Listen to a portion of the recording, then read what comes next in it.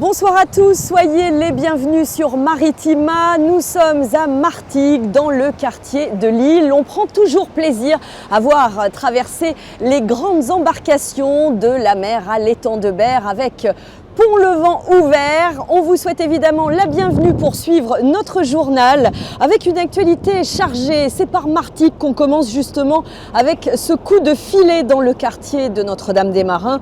C'est dans ce quartier qu'une fusillade, souvenez-vous, avait fait un mort au début du mois. Et ce mardi, la police a interpellé 8 individus soupçonnés d'appartenir à un vaste réseau de trafic de produits stupéfiants. Les précisions avec Joël Temple. Après plusieurs semaines d'enquête diligentées par le parquet d'Aix-en-Provence, les enquêteurs de la police judiciaire de Marseille ont procédé à l'interpellation et au placement en garde à vue de 8 personnes. Les investigations réalisées ont permis d'identifier au cœur de la cité un groupe très organisé qui livrait chaque jour des stupéfiants à plus d'une centaine de clients. Le rapport du point de vente était estimé entre 12 000 à 15 000 euros par jour. Les enquêteurs avaient localisé plusieurs lieux de stockage des produits stupéfiants. Les perquisitions ont permis de saisir 26 kilos d'herbe et 30 kilos de résine de cannabis, 7,3 kilos de cocaïne, la somme de 14 100 euros, ainsi que 2 pistolets et des munitions. Parmi les 8 personnes interpellées, dont les gérants et la nourrice du point de vente, 4 d'entre eux ont déjà été condamnés pour des faits identiques.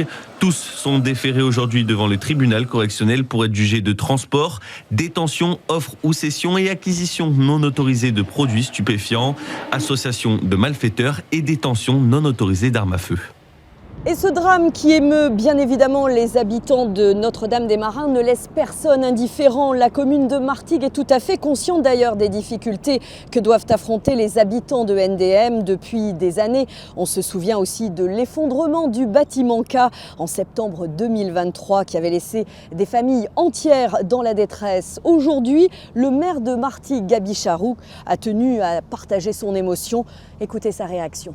Vous savez, lorsque des situations comme celle-ci existent dans un quartier, pour moi, c'est une blessure et vraiment des désagréments permanents pour les habitants. L'action de la ville est une action d'ambition pour que chacun, les enfants, les familles, les adolescents, les jeunes adultes, vivent le mieux possible dans leur ville.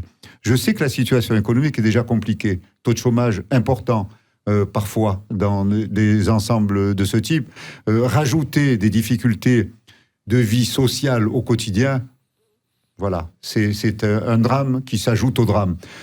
Donc retrouver un peu de paix, de tranquillité, voilà, j'espère que ce sera le cas et que les habitants pourront vivre tout simplement normalement et permettre à leurs enfants de grandir le mieux possible dans le savoir, la connaissance, l'accès au sport, l'accès à la culture, l'accès aux solidarités qu'on essaie de mettre en place et qu'on met en place partout. Et parfois, c'est un peu difficile.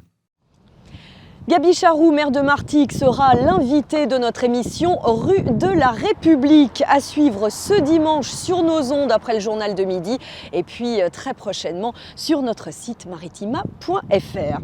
On file à Marseille, 23 personnes soupçonnées d'avoir participé pour le compte du clan de trafiquants marseillais DZ Mafia à des extorsions en bande organisée sont déférées devant un juge d'instruction depuis hier. Ce nouveau coup de filet au sein du plus puissant gang marseillais vise des tentatives de racket et de prise de contrôle des commerces ou encore de boîtes de nuit. Je vous rappelle que la DZ Mafia est le clan qui domine le marché marseillais de la drogue après s'être imposé face au gang Yoda. La plupart des 49 narcomicides, un record de 2023 à Marseille, ont été provoqués par la guerre de territoire entre ces deux clans. Marseille toujours avec une macabre découverte dans le Vieux-Port. Les marins-pompiers sont intervenus ce matin aux alentours de 10h pour extirper un corps sans vie. D'après les premiers éléments, il s'agit d'un homme de 38 ans. Le médecin sur place n'a pu que constater le décès. L'enquête est en cours. 24 tonnes, c'est énorme et c'est l'énorme quantité de palourdes pêchées illégalement dans l'étang de Berre depuis le mois de février dernier, pour laquelle une vingtaine de personnes se retrouvent aujourd'hui devant le tribunal correctionnel d'Aix. Une affaire de braconnage, de fraude, de travail dissimulé en bande organisée et blanchiment qui fait réagir la prud'homie de pêche de Martigues, tout comme le JPREB, l'organisme public, vous le savez, en charge de la restauration écologique de l'étang de Berre. Les précisions dans ce sujet signé Rémi Reponti. À Martigues, le premier prud'homme de pêche, William Tillet, ne décolère pas quand on lui parle de braconnage de palourdes. Car pour une affaire similaire l'an dernier, les condamnations furent des peines avec sursis, aucune condamnation financière et les parties civiles comme la prud'homie en avaient été pour leurs frais d'avocat. À quoi ça sert que les gendarmes attrapent des gens s'ils ne sont pas condamnés ? Par contre, en échange, un professionnel, s'il a perdu ses papiers, oublié ses papiers, malgré qu'ils soient en règle, lui, c'est direct, c'est entre 350 et 750 euros, on ne discute pas. Et il faut qu'il paye. Alors voilà, on arrive à un moment où on se dit, finalement, c'est peut-être plus intéressant d'être braconnier dans ce milieu que d'être professionnel. De son côté, Raphaël Grisel, le directeur du JPREB, qui organise un suivi des ressources naturelles de palourdes dans l'étang, alerte sur ce pillage très inquiétant. Sur l'étang de Berre, qui est un des rares endroits en France et même dans le monde où cette gestion durable des stocks a été mise avant l'épuisement des stocks, bien sûr ça attise les convoitises et donc on a un pillage de la ressource qui se fait en dehors de toute réglementation et qui met en péril non seulement l'économie des pêcheurs professionnels mais aussi le stock lui-même. À un moment donné, ça, comme on dit, ça va péter, quoi. Il va y avoir un drame. Il y a un pêcheur professionnel qui va péter un câble. On lui demande d'avoir des licences, on lui demande d'avoir des quotas, on lui impose des jours de travail, on lui met des amendes pour de bricole. Et à côté de ça, il y a les restaurateurs qui achètent pas cher, il y a les braconniers qui pêchent, ils se foutent des horaires, ils se foutent des quotas, ils se foutent des licences. Et tout va bien. 78 pêcheurs professionnels ont actuellement la licence de pêche à la palourde dans l'étang de Berre. Au chapitre social, des agriculteurs ont mené de nouvelles actions dans notre département. Aujourd'hui, tracteurs, remorques, la FNSEA et les jeunes agriculteurs des Bouches-du-Rhône s'étaient donné rendez-vous comme convenu ce matin au rond-point du Canet à Meyreuil en Pays d'Aix pour une distribution de tracts et puis autre action symbolique à Pertuis avec le blocage de l'accès au supermarché, toujours dans la même optique, s'opposer au traité de libre-échange avec le Mercosur, le marché des pays d'Amérique du Sud. Je vous rappelle qu'une prochaine mobilisation est prévue dès mardi et pour 3 jours, toujours avec la FNSEA et les jeunes agriculteurs. Les conducteurs VTC marseillais sont restés mobilisés aujourd'hui après l'aéroport Marseille-Provence. Hier, ils se sont réunis devant la gare Saint-Charles. Comme convenu, les chauffeurs accusent les plateformes de transport privées de s'octroyer jusqu'à 45% du montant payé par les clients. Santé et une triste nouvelle pour les Martégots à la suite d'une nouvelle convention de la sécurité sociale. Les permanences des soirées, des week-ends et des jours fériés à la maison médicale de l'Escaillon vont devoir fermer leurs portes à partir du 23 décembre. Plus d'infos sur notre site maritima.fr.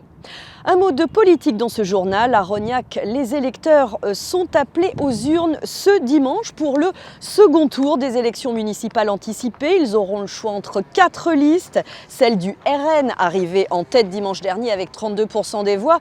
Une liste d'hiver droite qui en avait recueilli 29%, mais aussi celle de la maire sortante. Et puis une liste sans étiquette qui avait fait respectivement 17 et 14% au premier tour.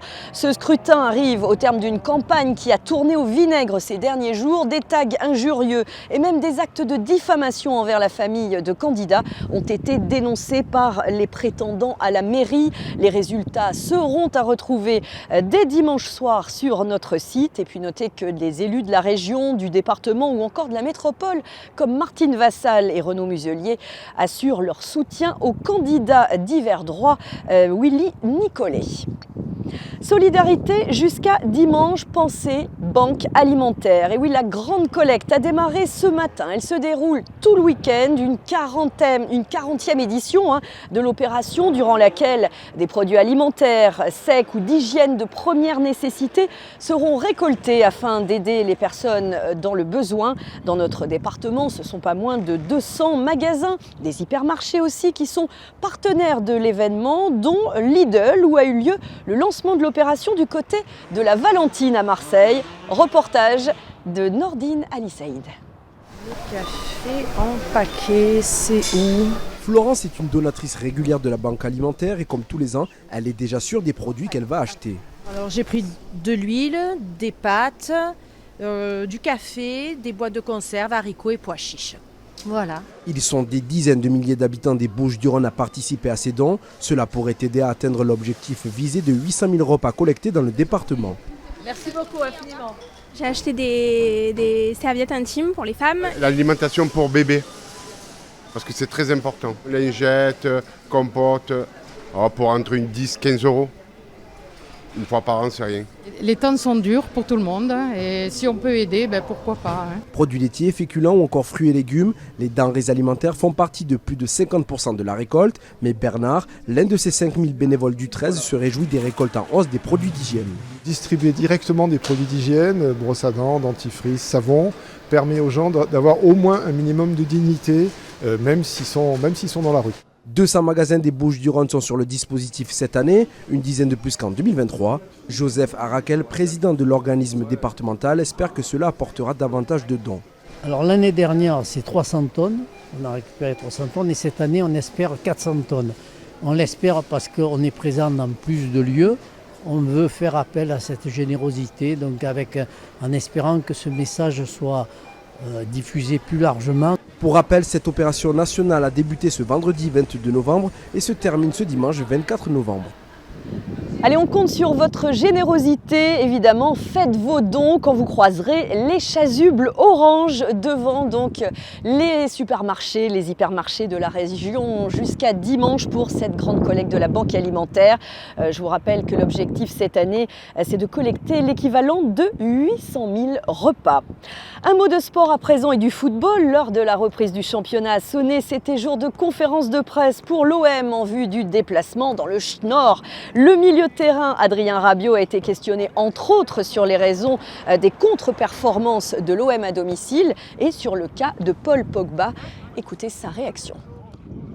Non, c'est vrai que parfois ça peut être compliqué, surtout quand on a des joueurs qui évoluent outre-Atlantique ou voilà, mais on essaie de travailler. On sait que les joueurs qui étaient présents en tous les cas cette semaine ont bien travaillé. Nous, de notre côté, c'était aussi surtout de pouvoir bien récupérer et puis mettre en place là sur les 2-3 derniers jours ce qu'on a pu mettre en place, même si on sait aussi que Léo et Géraud n'ont pas pu rejoindre le groupe ici. Mais on essaye de travailler. C'est vrai que c'est assez compliqué, les retours tardifs, mettre en place ce qu'on peut mettre en place. Et puis les prochaines semaines, on aura le temps de bien pouvoir travailler. Mais là, c'est vrai qu'il faut faire comme ça. Ça fait partie du calendrier et on s'adapte. Des propos recueillis par Karim Attab, Lens OM, un match à partager et à suivre en direct et en intégralité demain à 17h, notez bien l'horaire, sur Maritima avec les commentaires justement de Karim et Jacques Bail. Retour au championnat également pour le FC Martigues. Je vous rappelle que demain c'est en Ligue 2 la 14e journée avec un match très important pour les 100 et or face au Stade Lavallois ce soir. C'est un match qui sera à suivre en live texte sur notre site maritima.fr. On espère évidemment une victoire puisque Laval n'a plus gagné en championnat depuis 4 journées. FC Martigues, Stade Lavallois. C'est donc ce soir, coup d'envoi à 20h. Et puis du hand avec Istres en déplacement en région parisienne, direction Créteil, les Istréens en quête de rachat. Après une série de 3 revers de rang, les joueurs de Gilles Dereau occupent la place alors que les Franciliens sont avant-derniers. Un Istréen au Vendée Globe, ça tombe bien, il y a du vent dans les voiles. Eh bien Tanguy Le Turquet, ce skipper, est actuellement en 28e position de la course après une grosse frayeur en début de compétition à la barre de son bateau Lazare. Eh bien je vous propose évidemment de vous rendre sur notre site maritima.fr pour en savoir plus sur son parcours. Et on lui souhaite évidemment bonne chance dans ce Vendée Globe 2024. Place au 7e art à présent avec SMR 13, on vous en parle depuis quelques jours. Les bons films riment avec du beau monde sur notre territoire puisque le parrain de cette 9e édition du Festival international du film indépendant à vivre à la Cascade à Martigues et au Théâtre La Manare à Saint-Mitre n'est autre qu'Olivier Marchal. Hier c'était ciné festif avec le film MR73 sorti en 2008, tourné à Marseille. Présentation au public suivie d'un échange. On vous propose de revivre les temps forts de cette soirée et surtout d'avoir les réactions, les confidences d'Olivier Marchal, s'il vous plaît, au micro de Jeff. C'était hier soir à Martigues avec le cinéma La Cascade pour la 9e édition SMR 13 du Festival international du film indépendant. À vivre également au Théâtre La Manare à Saint-Mitre-les-Remparts avec donc le cinéma La Cascade pour recevoir le parrain de cette 9e édition, Olivier Marchal. Après une masterclass avec des élèves le matin, le réalisateur présentait hier soir MR73, juste après 36 quais des Orfèvres, film sorti donc en 2008, tourné à Marseille avec Daniel Auteuil et Moussa Mascri. Projection suivie d'un échange avec le public, rencontre avec le réalisateur Olivier Marchal qui nous explique qu'est-ce qui a fait qu'il a accepté cette invitation. D'abord, ma rencontre, enfin le contact que j'ai eu avec Jean-François Decaux, qui m'a appelé par l'intermédiaire d'une connaissance commune, et le fait que je sois en préparation de Pax Massilia, la saison 2, à Marseille, que je sois marseillais maintenant, j'habite à Marseille, à 80% du temps, et je me suis dit, je lui ai dit, écoute, je vais être en pleine prépa, je vais pas être loin du début du tournage, ça va être chaud, mais enfin je suis à côté, donc je viendrai avec plaisir, parce que évidemment c'est toujours très touchant d'être qu'on fasse appel, qu'il y ait cette reconnaissance avec le public, et puis que des personnes comme ça qui organisent des festivals décident que ça soit vous tout d'un coup le parrain, quoi. C'est touchant, on peut pas. Quand on peut pas, quand je suis vraiment au tournage, je peux pas, mais quand je suis à peu près dispo, je me libère. J'adore Olivier Marchal, j'adore ce qu'il fait, il dénonce beaucoup de choses, et c'est pour ça que je suis là ce soir. C'est pas pour le Beaujolais, c'était pour Olivier Marchal. Et le film très fort aussi. Ah oui. Très très dur ce film. Mais il faut en passer par là pour faire comprendre les choses et faire passer des informations. On n'a pas l'impression qu'il est... que c'est... c'est quelqu'un qui fait passer des émotions, mais pas que des émotions tristes, il fait passer beaucoup de joie aussi. Ça a l'air d'être un bon vivant, il a dit d'ailleurs. Et la classe internationale, puisque dans les confidences d'Olivier Marchal, il semblerait qu'il y ait un projet de film tourné chez nous pour Netflix qui réunirait à l'écran Michael Douglas et Catherine Zeta-Jones. Rien que ça, affaire à suivre. Le SMR 13, c'est en tout cas à vivre sur notre territoire, à la Cascade à Martigues et au Théâtre La Manare jusqu'à dimanche à Saint-Mitre. 66 films en compétition. Si vous aimez le ciné, faites-vous plaisir. L'agenda sortie du week-end, on le poursuit. Il est proposé aujourd'hui par Talia Dimino. Vous avez de quoi faire dans la région. À Marseille, les événements seront nombreux au Parc Chano où se croiseront le Salon Suite des Seigneurs jusqu'à samedi, entièrement gratuit, le Salon du Mariage tout le week-end de 10h à 19h pour préparer ses noces, et pour les gourmands, la 36e édition du Savine, comprenez Salon des vignerons et de la gastronomie, avec ses 400 producteurs venus de toute la France à parcourir jusqu'à lundi dès 10h. Marseille toujours, lancement des illuminations de Noël ce samedi, coup d'envoi à 18h. Les sites emblématiques du centre-ville seront illuminés tous les soirs de 18h à 23h jusqu'au 5 janvier.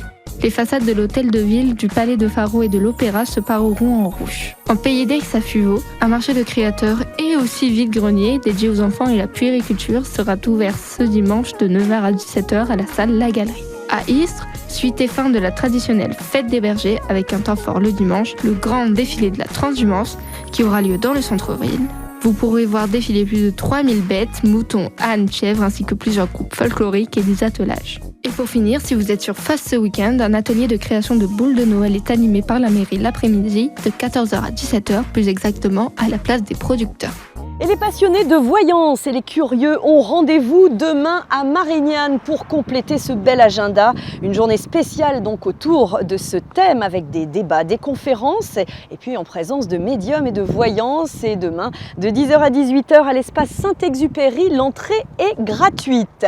Et on termine par un anniversaire, les 30 ans, les 30 bougies de l'EPJ. Comprenez l'espace pluriel jeune à Istres. Un anniversaire fêté en grande pompe ces prochaines semaines avec un programme extrêmement riche et varié jusqu'au 14 décembre. Le coup d'envoi, c'est ce soir dans ces locaux avec un grand moment de partage, de nostalgie, en présence des anciens qui ont participé et mené pas mal d'actions au sein de l'association. Et puis il y aura à ne pas manquer évidemment ce grand concert le 14 décembre à la Halle Polyvalente avec un super plateau, les L5, la petite culotte, Bengus ou encore bande à part et beaucoup d'animations, je vous le disais, entre le 2 et le 14 décembre. Il y aura également une délocalisation de la famille Maritima, donc à ne pas manquer.